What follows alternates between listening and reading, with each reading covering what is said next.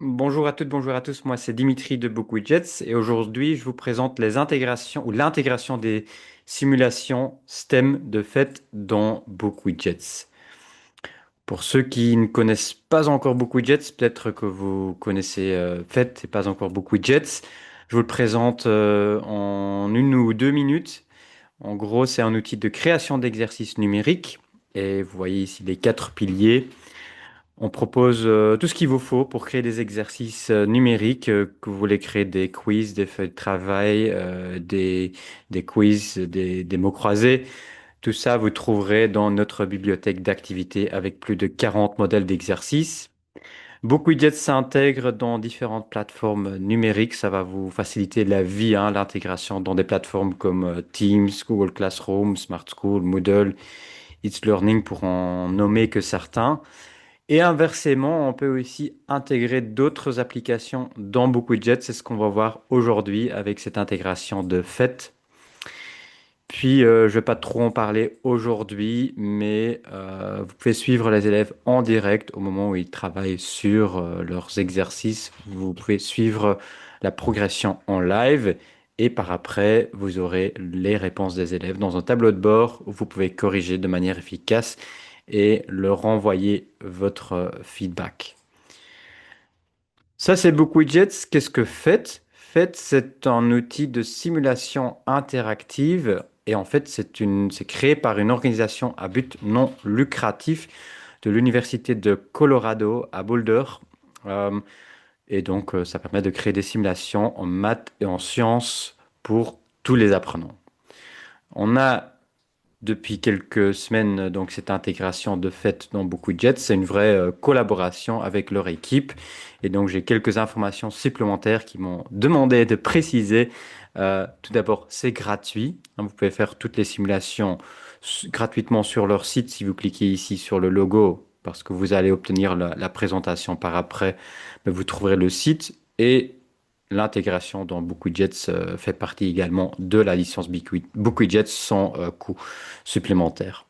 Ils sont actifs depuis 2002, donc ça fait déjà près de 25 ans qu'ils existent. Et donc, entre-temps, ils ont développé près de, ou même plus de 170 simulations. Voilà, c'est vraiment assez complet. Ça permet de faire plein de choses différentes. On va le voir. Ça permet aux apprenants d'interagir avec des thématiques complexes et de les rendre plus visuelles ou plus compréhensibles avec souvent un feedback direct. Voilà à l'agenda pour ce webinaire. Je vous présente d'abord quelques exemples de simulations faites intégrées dans BookWidgets, et ce pour différentes matières et avec différents types de widgets, différents types d'exercices BookWidgets. Puis je vous présente la feuille de route pour créer des exercices avec ces simulations STEM de faites intégrées. Donc, je vous présente une feuille de route et je vous montre étape par étape. On va nous-mêmes créer pendant ce webinaire une feuille de travail fractionnée avec une simulation interactive. Et puis, pour terminer, quelques thèmes que vous allez retrouver dans fait et quelques astuces supplémentaires. Voilà, c'est parti. Je commence donc par les exemples. Et ajouter une simulation interactive, ben, ça permet de rendre des concepts abstraits beaucoup plus concrets. Et ça permet de faire plusieurs choses. Je vais vous présenter donc non seulement de simples exemples, mais aussi vraiment des approches pédagogiques différentes. Vous allez le voir. Donc ici, déjà quelques possibilités, quelques objectifs pédagogiques ou applications pédagogiques qu'on pourrait viser avec les simulations interactives de fait dans BookWidgets. Premier concept ou première application, approfondir la compréhension conceptuelle. Donc concrètement, on a un concept abstrait, ça arrive parfois dans les cours de sciences, et on va le rendre beaucoup plus concret, beaucoup plus visuel. Je précise que j'ai pas été prof de sciences moi-même, j'ai été prof de français, français langue étrangère en Flandre. Donc, si jamais, si je dis des bêtises, veuillez m'en excuser. N'hésitez pas à le préciser dans le chat. Si vous êtes prof de sciences et j'utilise parfois un mauvais terme, par exemple, n'hésitez pas à le préciser et excusez-moi, j'espère que je ferai pas trop d'erreurs. En tout cas, ici, donc un premier exemple avec une feuille de travail fractionnée. Ceux qui connaissent beaucoup de Jets, je pense, connaissent pour la plupart ce modèle d'exercice. Souvent, on va mettre à gauche un document source du type PDF ou un simple texte ou des images. Ici, on a intégré une simulation interactive faite et à droite, j'ai des questions ou même des consignes et des choses à compléter par les élèves. Super, déjà visuellement, c'est super beau, hein, je pense qu'on est d'accord. Et puis, super intéressant parce qu'on va faire l'expérience nous-mêmes. Donc, vous voyez le canon, on a un certain nombre de réglages et je vais bien lire la consigne qui me dit de mettre la vitesse initiale à 20 mètres par seconde. Donc, j'adapte ici. Et puis, l'angle de lancement du canon, je mets à 45 degrés. Voilà. J'ai les outils à activer ici. Et voilà, on va lancer le canon. Et voilà, il me dépasse même mon écran. Je peux normalement faire un petit dézoom. Mais ici, j'ai le petit souci que le bouton pour faire une copie dans mon compte se trouve devant. Ce bouton, si vous aurez la présentation par après, vous permet de dupliquer vers votre compte l'exercice. Donc, ce que je vais faire ici, c'est ce que je vais changer l'angle. Donc on va changer, on va mettre à 65 degrés et je vais relancer le canon. Et là, voilà, c'est encore un peu en dehors, donc je vais mettre encore plus haut. Voilà. Et vous voyez directement l'effet. Et je prends l'outil qui me permet de mesurer certaines choses, notamment le ton de la trajectoire, la portée, la hauteur. Si je mets ici au point le plus élevé, je peux mesurer la hauteur et ainsi de suite. Vous pouvez jouer avec la vitesse initiale, l'angle, mais aussi l'objet que vous allez lancer. Là, c'était un boulet de canon, mais vous pouvez prendre une citrouille ou même un piano. Donc, vous verrez, l'effet sera différent. Apparemment, non, le piano a le même poids que mon objet. Ou peut-être que j'aurais dû modifier ici. Mais donc, voilà un peu l'idée. Et les élèves vont noter leurs résultats de ces expériences ici dans le tableau. On donne les questions à droite et dans les différents tableaux qu'ils voient ici.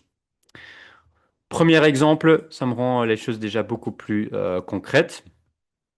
Encourager l'apprentissage par la recherche. Je vais prendre un autre exemple. On va apprendre les élèves à utiliser les méthodes scientifiques, formuler des hypothèses, ajuster les variables et ainsi de suite. Et là, c'est une simulation sur la densité de différents objets. Et ici, il ne voit pas, il voit des objets un A, un B et ainsi de suite. Et l'idée, c'est d'utiliser les outils à leur disposition pour trouver de quel type d'objet il s'agit. Ils ont un tableau de masse volumique à vérifier, hein, à consulter. Et donc, ils peuvent mesurer, par exemple, le poids, mais aussi voir ce qui se passe quand ils mettent l'objet dans l'eau. Donc là, le 1B, il flotte, mais ça ne sera pas le cas pour, euh, pour tous les objets ou tous les matériaux qu'on a ici. Voilà.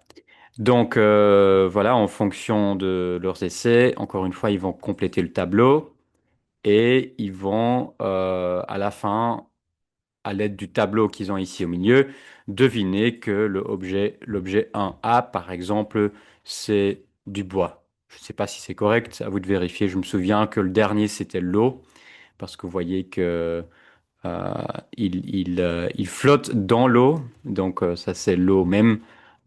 Donc ça, je m'en souviens, et puis on peut vérifier les réponses. Promouvoir l'apprentissage actif. Et là, on a un super exemple, simulation très drôle. Ici, John Travolta, on va voir pourquoi. Mais on a le fameux chanteur qui est sur un tapis. Et quand il bouge son pied, ben, on voit qu'il se passe certaines choses. Et puis quand il va approcher plus tard sa main de la porte, ben, on a l'électricité qui passe. Donc là, c'est sur le courant électrique Et on a une expérience toute simple, mais très, très drôle. Et je pense que ça va aider aux élèves à visualiser et à se souvenir de ce concept théorique. Et donc, on rend l'apprentissage plus actif. Et même ici, on va essayer, puis on va leur proposer de faire un essai eux-mêmes avec un ballon, d'essayer de leur mettre les cheveux tout droit. Et donc, ils vont faire, s'ils arrivent à le faire, vont faire un selfie pour le montrer. Et ce que j'ai fait moi, c'est je peux pas l'envoyer ici, mais dans l'explication, j'ai mis une photo de cet effet chez un enfant où on voit en effet des cheveux qui sont tout droits. Développer des compétences scientifiques, bah, ça rejoint un peu le deuxième, mais c'est encore un autre exemple ici. Et là, c'est un exemple en anglais fait avec notre WebQuest. Pour ceux qui ne connaissent pas encore le WebQuest, c'est un peu un simple site web. Donc, on a des onglets en bas à droite. Parfois, j'ai des sous-onglets. Et dans ces onglets, on peut mettre du contenu. Et le contenu, ça peut être du texte, ça peut être des images, ça peut être un autre widget comme ici.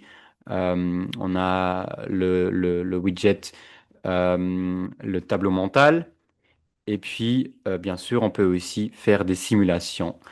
Et donc, voilà, pas mal de théories dans cet exemple, mais vous allez le voir, dans l'avant-dernier onglet, j'ai une simulation interactive sur la sélection naturelle avec des animaux. Ici, hein, j'ai un lapin, on va en rajouter un deuxième.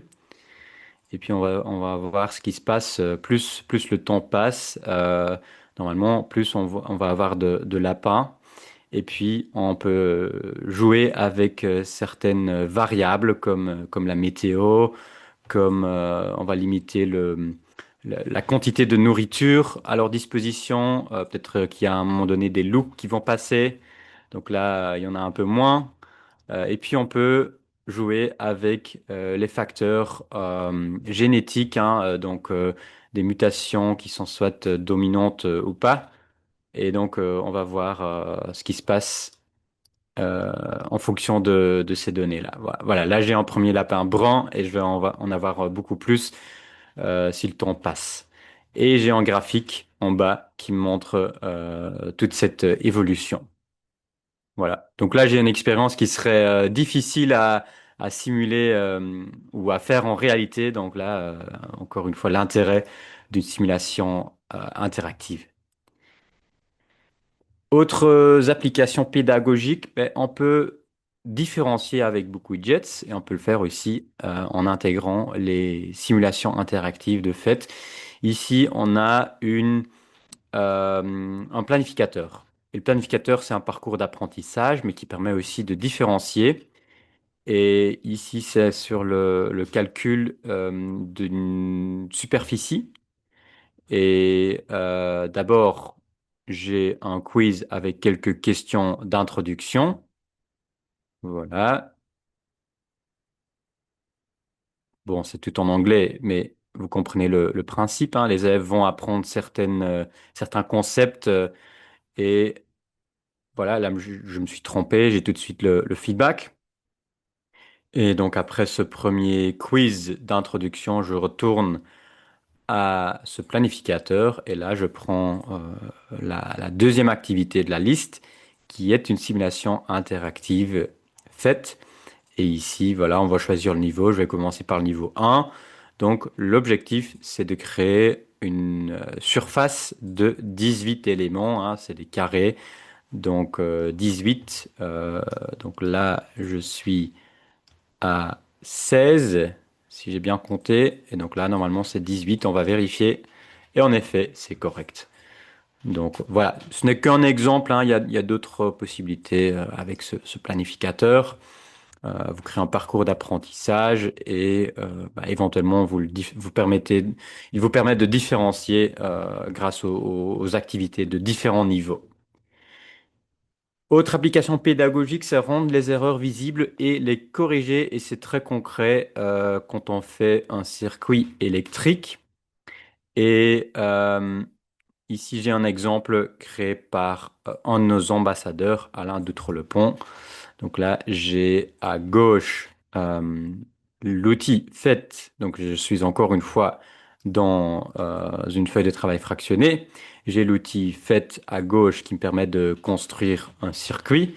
Je n'ai pas bien lu la consigne, donc je ne suis pas sûr si je fais correctement ce qu'il me demande de faire, mais pour vous montrer, euh, là, j'ai une lampe et elle fonctionne. Donc j'ai tout de suite ce feedback. Il y a le courant qui passe. Et donc, qu'est-ce qu'on me demande de faire ici? Je dois construire un circuit selon les consignes et puis de faire une capture d'écran qui montre le circuit. Donc, et ça, vous avez l'option d'en fait même. Il faut juste l'expliquer aux élèves hein, qu'il y a l'option ici capture d'écran. Voilà, la capture d'écran est enregistrée automatiquement. C'est le fichier PNG que je vois ici. Et donc, je peux, en tant qu'élève, sélectionner cette image depuis mon dossier téléchargement et l'envoyer à mon enseignant qui pourra le corriger. Parce que je vois la question dans le chat, les points surfaits, est-ce qu'ils se transfèrent sur le BookWidget? Ben, vous aurez les points pour tout ce qui se trouve dans la partie BookWidget, hein, de toutes les questions, euh, toutes les consignes que vous mettez ici, tous les tableaux à compléter. Par exemple, ça, vous l'aurez dans BookWidget. Si vous voulez vraiment voir ce qu'ils font dans la simulation, la solution sera la capture d'écran, comme je viens de le faire ici. Et puis la question photo qu'on avait ici et que j'ai également un peu plus bas dans le même exercice qui permet donc d'envoyer cette capture d'écran à l'enseignant. Et dernier concept ou dernière application pédagogique, promouvoir le transfert vers le monde réel. On est dans des simulations, mais parfois la réalité n'est pas très loin ou en tout cas on peut le rendre plus proche. Ici, on a une feuille de travail sur l'effet de serre. J'ai un texte à gauche, feuille de travail fractionnée.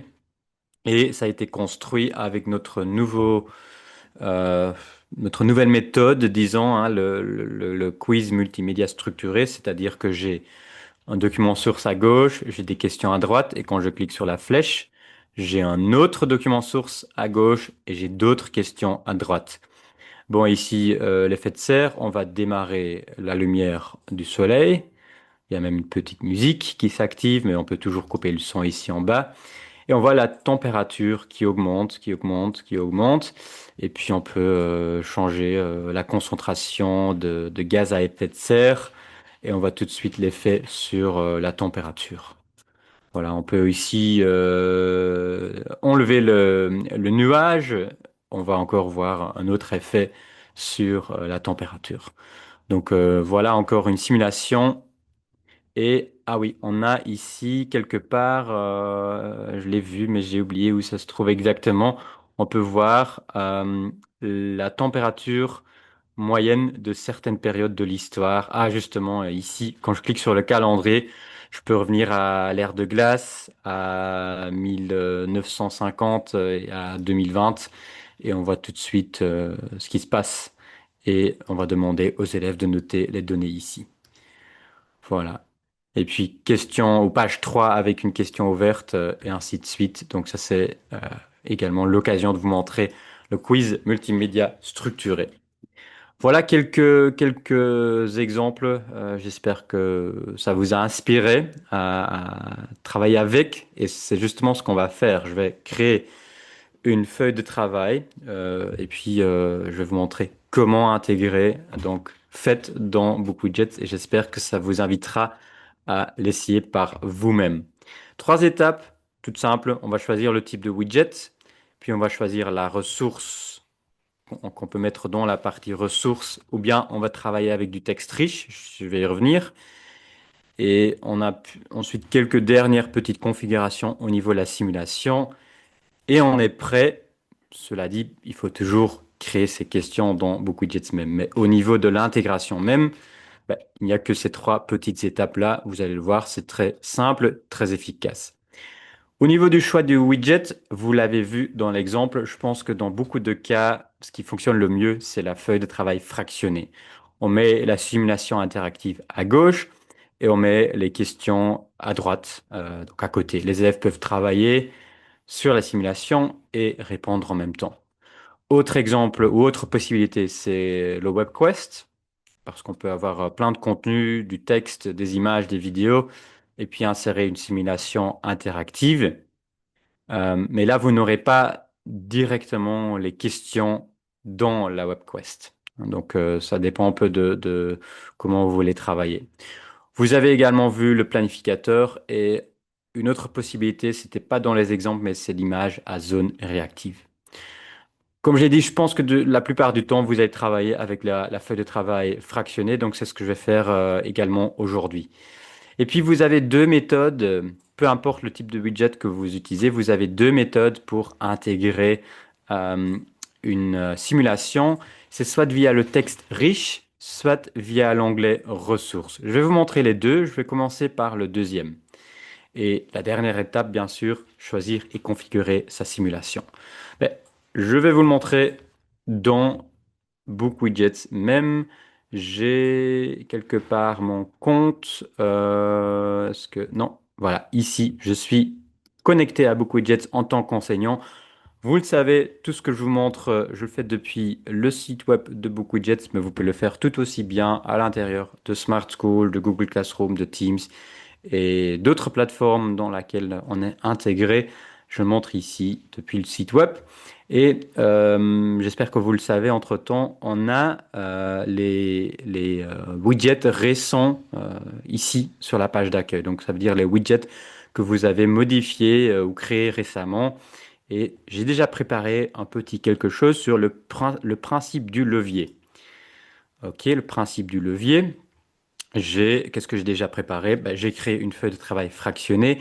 Et vous voyez, j'ai deux questions, en fait, pas de vraies questions, deux questions texte. On va prendre l'aperçu et on va regarder. Euh, donc, j'ai une question texte, regarde la vidéo. Et j'ai donc une vidéo que j'ai trouvée sur YouTube.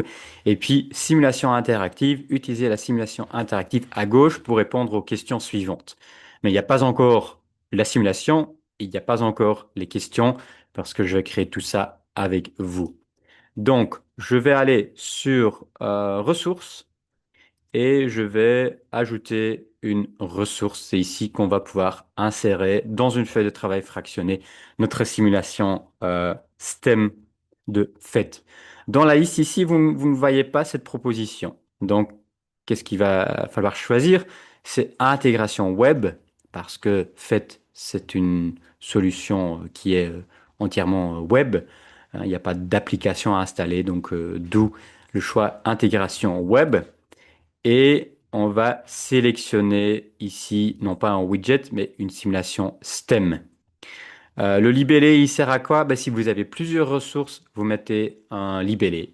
Moi, j'ai qu'une seule ressource, donc je vais prendre l'option sélectionner la simulation STEM. OK. Et moi, celui qu'il me faut, il est déjà là, c'est équilibrer les masses. OK. Mais la liste est très longue, hein, il y a tellement de possibilités qu'il est utile de savoir filtrer en fonction du sujet. Si vous êtes prof de maths, par exemple, ben, voici un peu les simulations proposées en maths. Là, c'est plutôt en physique, hein, donc je reviens ici, ben, je vais trouver plus facilement. Et même le filtre qui permet d'écrire tout simplement des termes, bah, si je cherche équilibré, il me reste plus que trois simulations à choisir, donc c'est plus facile. Normalement, ah, j'ai cliqué par erreur, donc je reviens, sélectionner la simulation STEM. Normalement, si vous créez un widget en français, bah, il va se mettre automatiquement en français. Mais vérifiez toujours, comme ça vous avez toutes les options, tous les boutons, tout le texte dans l'interface de la simulation bien en français. Ah, il vous donne, ça je ne savais même pas, je le découvre ici en direct, il vous donne même des infos sur ce que la simulation permet de faire. Donc je l'ai dit, on va prendre équilibrer les masses, voilà. Et c'est une simulation en trois parties.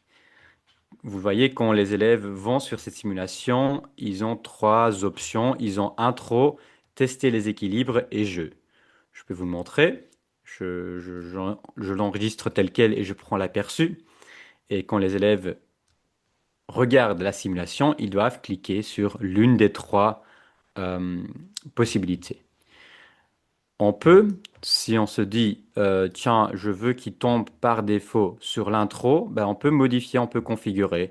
Par contre, je vais à nouveau devoir sélectionner et je prends ici l'écran initial, je prends par exemple l'intro et il va tomber par défaut et vous le voyez ici dans la miniature sur l'intro. Mais moi, dans mon exemple, je veux pas l'intro ni le jeu, je veux juste la partie tester les équilibres. Et ça, c'est très intéressant, hein. Donc la simulation en soi, telle qu'elle est proposée par FET, existe en trois parties. Il n'y a qu'une des trois parties qui m'intéresse. Je sélectionne cette partie-là et pas les deux autres. Et voilà, j'ai exactement ce qu'il me faut. Ok, je vérifie comme toujours avec l'aperçu et je vois bien. Donc ici, ils ont cette activité. Très bien. Et puis les questions, et je les ai déjà préparées. Donc je vais ajouter une question de type question à choix multiple. Et puis je vais regarder mon deuxième écran. Placer un objet de 5 kg à gauche du pivot, puis placer un objet de 10 kg à droite, à distance égale. Que se passe-t-il? Peut-être ils sauront même répondre sans l'essayer, parce que voilà, c'est pas encore très compliqué jusqu'ici, hein. Option A, la balance reste en équilibre. Option B, la balance penche vers la droite. Et option C, la balance penche vers la gauche. On a le 10 kg à droite. Donc la bonne réponse, c'est l'option B. OK. Ajouter une nouvelle question. Question à choix multiple à nouveau. Et je vais écrire en gardant les mêmes masses. Que faudrait-il faire pour créer un équilibre? Option A, déplacer la masse de 5 kg plus loin du pivot. Option B, déplacer la masse de 10 kg plus loin du pivot. Ou C, rapprocher les deux masses du pivot à la même distance. Ça, c'est faux. Euh, Si je me souviens bien, la première est la bonne réponse, hein. Déplacer la masse de 5 kg plus loin du pivot, comme ça son effet sera plus grand. Et puis, la dernière question, on va prendre un autre type de question. On va proposer la question photo, comme dans un des exemples que je vous ai montré. On va leur demander de faire une simulation, de prendre une capture d'écran et de mettre la capture d'écran ici dans la réponse. Donc, ma question photo, c'est essayer de créer un équilibre avec une masse de 5 kg à gauche et une masse de 30 kg à droite. Et faites une capture d'écran de votre tentative. OK, je prends l'aperçu et on va faire nous-mêmes la simulation. Donc, on va faire le dernier essai. On va mettre le 5 kg à gauche et on va mettre 30 kg à droite, comme ça. Et on va regarder ce qui se passe. Et là, bon, clairement, je n'ai pas encore un équilibre. On va voir ce qui se passe quand je me déplace le poids de 5 kg vers la gauche. Là, on penche légèrement vers un équilibre, mais pas encore entièrement. Et quand je le mets ici, j'obtiens un équilibre malgré la différence de 25 kg, hein, en termes de masse des deux côtés. Donc voilà, j'ai une solution. Je prends une capture d'écran, c'est ce que les élèves sont censés de faire. Mais ce qui est chouette ici, c'est que je peux moi-même aller dans la partie explication, passer en texte enrichi et insérer la capture d'écran. Donc je prends image, choisir une image depuis mon ordinateur, donc télécharger une image. Et je prends ici cette capture d'écran que je viens de faire. Et donc là, les élèves ont un modèle d'exemple. Donc les élèves qui peut-être vont pas eux-mêmes trouver la solution, hein, qui souffrent, qui ne trouvent pas comment créer cet équilibre, bah, au moment où ils cliquent sur envoyer, ils vont voir la solution parce que je l'ai ajoutée dans la partie explication. Voilà comment l'intégration fonctionne, mais je vous ai raconté qu'il y a une autre méthode, c'est dans le texte riche. Donc quand on fait par exemple, je vais créer un autre type de widget, je vais prendre un quiz ou une feuille de travail, un des deux, je prends le quiz et je vais ajouter une question QCM et je peux passer en texte enrichi et insérer une simulation STEM également ici. Voilà. Et donc là, bon, je prends autre chose et je peux poser une question ici, juste en dessous, et des réponses possibles en dessous. Et donc là, j'ai la simulation directement ici. Ou dans un web quest, hein, quand je crée un web quest, je prends le web quest, j'ai les 5 onglets proposés par défaut. Quand je vais sur un des onglets, j'ai l'option insérer une simulation STEM directement ici. Voilà comment ça fonctionne. Pas très compliqué, je pense. J'espère que ça vous inspire à l'essayer par vous-même. Et puis, pour terminer, quelques thèmes euh, qu'on va retrouver dans Fait, hein. Vous l'avez déjà vu un peu, mais on a des simulations pour les différentes sciences et les cours de maths. Ils ont commencé en fait en physique. Le nom Fait vient de Physics. Je dois regarder Physics Education Technology. Donc logiquement, ils ont plus de simulations en physique, plus de 60 pour être précis. Vous l'avez vu, on peut faire des circuits électriques, faire des activités sur les forces, sur la conservation de l'énergie, mouvement d'un projectile et ainsi de suite. Très, très intéressant, très visuel toujours. Donc voilà, plein de choses pour les cours de physique, mais également en chimie. C'est en fort développement les simulations en chimie, notamment des activités pour la construction d'atomes, les réactions, les propriétés de gaz et ainsi de suite. En mathématiques, là aussi, c'est vraiment en cours de développement. Ce sont des activités pour l'école primaire et secondaire. Pour l'école primaire, c'est notamment sur le sens et la compréhension des nombres qui proposent un certain nombre d'exercices. En géographie et en biologie, il y en a un peu moins. C'est vraiment encore en cours de développement. Mais ils ont rajouté fin 2025 des activités sur le transport membranaire. Et en géo, par exemple, vous allez trouver des activités sur l'énergie nucléaire. Donc, c'est chouette à savoir que c'est aussi un outil qui est encore en cours de développement, qui continue à proposer de nouvelles simulations. Et j'ai vu qu'on peut même leur proposer, c'est comme dans beaucoup de widgets, hein, on peut proposer des suggestions d'amélioration, peut-être même de toutes nouvelles simulations. Ça ne veut pas dire qu'ils vont tout de suite pouvoir l'ajouter, mais voilà, n'hésitez pas à leur proposer des choses qui vous manquent. Éventuellement, je pense que l'équipe, comme l'équipe Book Widgets, est ouverte à toutes les propositions des enseignants. Voilà, j'ai fait le tour. Merci d'avoir suivi le webinaire. Vous avez comme toujours quelques liens utiles, notre adresse mail, des liens vers les webinaires, les tutoriels, le groupe Facebook francophone et ainsi de suite.